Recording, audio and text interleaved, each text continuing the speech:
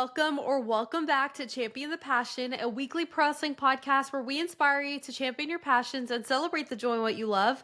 I'm your host. My name is Victoria Daisy, and today we're going to be recapping everything that happened last night on Monday Night Raw. But before we dive deeper, don't forget to leave a 5-star review if you enjoyed. Follow me at It's Victoria Daisy across all social platforms, and follow Champion the Passion across all streaming platforms. But let's dive right into the opening segment with mommy Rhea Ripley. So Rhea came out to say that now that she has taken care of Raquel and Roxanne of the Judgment Day, she now needs to focus on her future and what's ahead of her and Evolution coming up. But before she could even continue with the rest of her statement, the women's world champion Io Sky came out and interrupted her, and Io said, sorry, there's like a hair on my lip if you're watching the video version of this. I was struggling there for a second. Io came out and Io said that, Rhea's right about a lot of things that she was saying, but she was wrong about one thing. And that one thing was that she is not on top. We all know Rhea's catchphrase is mommy is always on top, but Io disagreed. She said that she's not on top because she does not have the Women's World Championship. And so because Io has it, she is on top.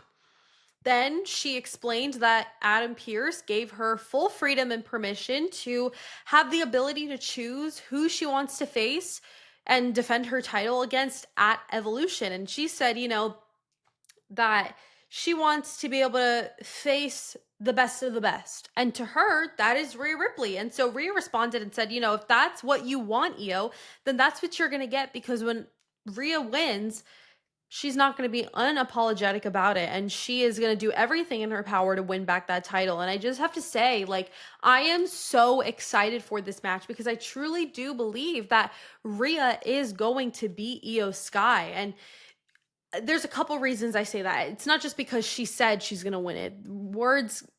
It doesn't matter what she says because it doesn't determine the outcome. But why I believe it is because Rhea has a chip on her shoulder right now. Must we not forget that Rhea has never beaten Io Sky before? And that was something that they made very clear and heavy and evident in their storyline, especially the last time when Rhea did lose the title to Io, is they made it a big deal like, oh, can Rhea finally beat Io? And she never did. And so I think that at, the second ever all women's PLE, I think this would be a huge opportunity for Rhea to be able to rewrite history, no longer be completely defeated by Io Sky, and not only be able to beat Io, but also win back her women's world championship. And, it's really hard because it's like, if Rhea doesn't win, then, there is a delusional in my head chance that we might get Liv for Brutality once again, her tag team with Liv Morgan, maybe in the future, maybe them two against Roxanne and Raquel, which I really want that, but I don't necessarily see that happening if she does become champion. And with Io, if she does lose, then maybe she could have a really, really fun rivalry with Julia for the women's US championship. And so I don't know, there's a lot of different things. Maybe her and Asuka go at it again. I don't know. There's a lot of different possibilities for both outcomes. And, maybe it's just delusion, but I really hope Rhea can successfully win back that title and finally beat Io at Evolution. I think that that would be so amazing. Also considering the fact that the WWE Women's Championship with Tiffany Stratton will not be defended as far as my knowledge goes. That will be defended at SummerSlam against the Queen of the Ring winner, Jade Cargill. They'll have their match, and I honestly believe that neither of them will be walking out of New Jersey as champions, because I believe that they will have to proceed with caution, because our Miss Money in the Bank, Naomi, will successfully cash in and finally become a, 2-time or 3-time women's champion. So that's something that I very much want to see. And I think SummerSlam is the perfect place for it to happen. So because Tiffany is not going to be defending her title at Evolution, obviously Io is. And so I just think that it only makes sense to have a big title change because I don't really think anyone else is going to be having a title change. I know JC Jane and Jordan Grace will have their match, but I don't necessarily know if Jordan Grace will be winning that. So very intrigued to see how that all kind of pans out. But speaking of title changes, the first match of the night is for the WWE World Tag Team Championships. We have New Day versus Judgment Day. Now, this was such a good match. Like, honestly, it was so entertaining. The four of them all have a very similar wrestling style, and I feel like they all really worked really well together. And it was so quick paced and full of nonstop action that I just freaking loved. And in the end, the Judgment Day won. They won back the WWE World Tag Team Championships. And I am so freaking excited for them. I feel like they really deserve this. And I was so excited to know that the crowd was so invested in this match and so invested when they won. They had the coolest, loudest pop ever. And I was so excited. It was a whole moment. And I'm really excited to see, the trajectory of the Judgment Day moving forward now that Roxanne is officially in and will be replacing Liv as the other half of the women's tag team champions. We do know that it was announced that at Evolution there will be a fatal four-way tag team match. The winner wins the women's tag team championships, unless Raquel and Roxanne can retain, which I don't know how that's going to pan out. They will be defending against a team from Raw, a team from SmackDown, and a team from NXT. So really intrigued to see how that kind of pans out. I delusionally want to know if the Bella Twins will be a part of that. Probably not. They'll probably be in the Battle Royal, which is totally fine, but really intrigued to see how that all pans out. But moving along, we had Rusev versus Sheamus. Now, to be completely honest with you guys, I skipped this match. I was not interested one bit. Rusev won, which was great. I mean, but let me live, don't blame me. There's just some matches I'm not interested in. And I know we all have matches that we're not interested in. And I'm just going to be honest, I didn't want to watch it. So let's move on to a Gunther segment, shall we? So he came out to talk about Goldberg, because of course, what else would he be talking about 2 weeks before his match against Goldberg at Saturday night's main event, defending his World Heavyweight Championship. And to be honest, in summary, he basically just talked about how he thinks Goldberg is a wrinkle in time and that he doesn't stand a chance against him at Saturday night's main event. He then said that he wants to blow him up and beat him down. I was like, okay. He then said that he recalls Goldberg saying that he hates bullies. And so he said that at Saturday night's main event, he will be the biggest bully and tear him apart.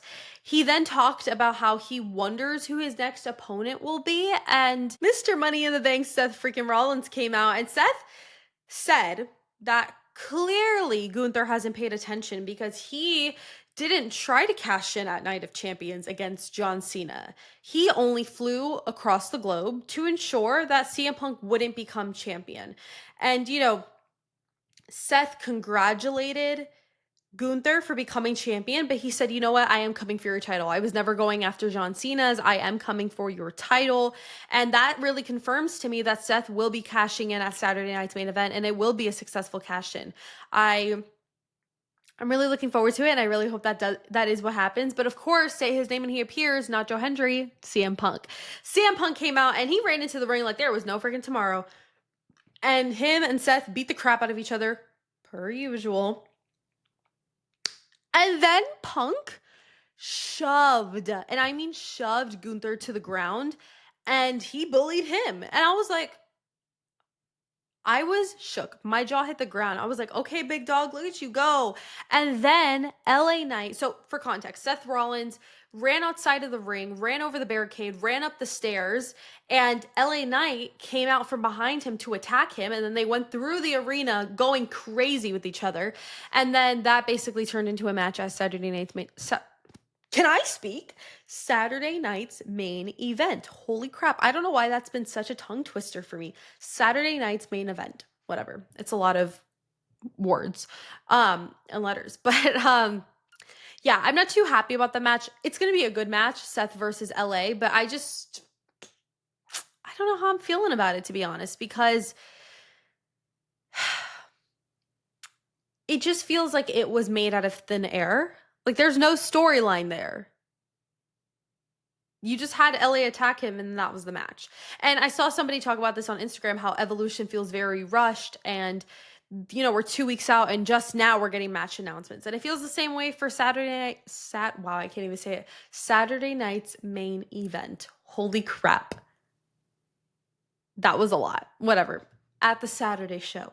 Both shows just feel very rushed, and there's been like zero build up for anything besides Gunther and Goldberg. And even like Rhea and Io, that, yes, they've had a storyline, they've had a brewing feud, but even just in recent times, like Io could have picked anybody. They could have done something so fun with that, and they just decided to go to the safest option, which is Rhea. And not that I'm mad about it, because of course I want Rhea to win, but it's just like really difficult. And I don't know. I wish they would do less PLEs, but obviously, TKO's $3 billion in debt. And so they have to try and remake that bag. They just made over $5 million doing a Night of Champions in Saudi. So, they got to make their bag. So whatever, it is what it is. But next we had Bayley versus Lyra Valkyria. Now this was an okay match. It was a good match. I do have to say huge props to Lyra, because she's gotten so clean and sharp in the ring, and she looked so good with Bayley. They both worked so well together.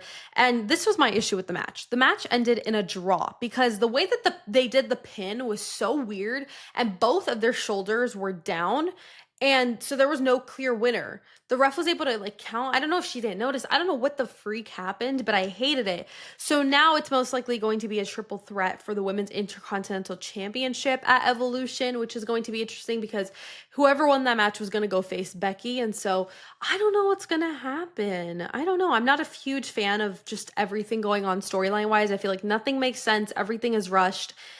I just don't like it. I can't wait for this to be over, for the summer to be over. I feel like once we get into the fall, we'll go back to just like one PLE a month, because right now we literally have like 2 or 3 a month, and it feels overwhelming as hell. And I don't like that. So let's talk about the main event. We had Sami Zayn and Penta versus Braun Breaker and Bronson Reed. Now this was a crazy match, okay? I mean, you have 2 men in Braun and Bronson who are straight up power and muscle. Then you have a speedster like Penta.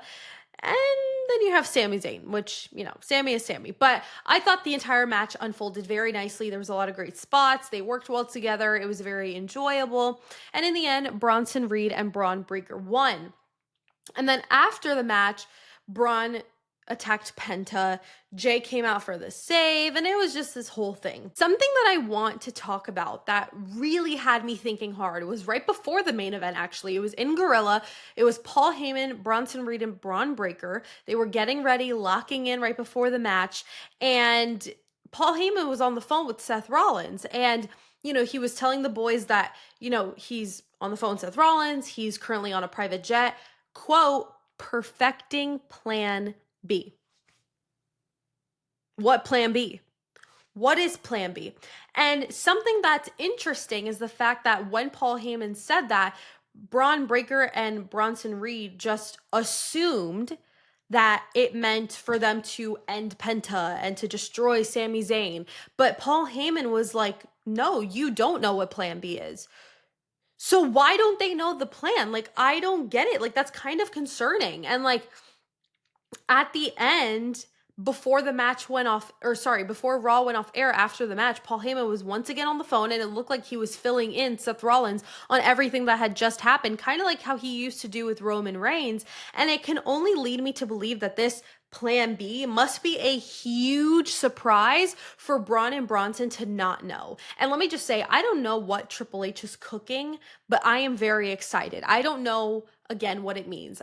My gut feeling tells me that it's going to be another member, so maybe the 4th member of this faction.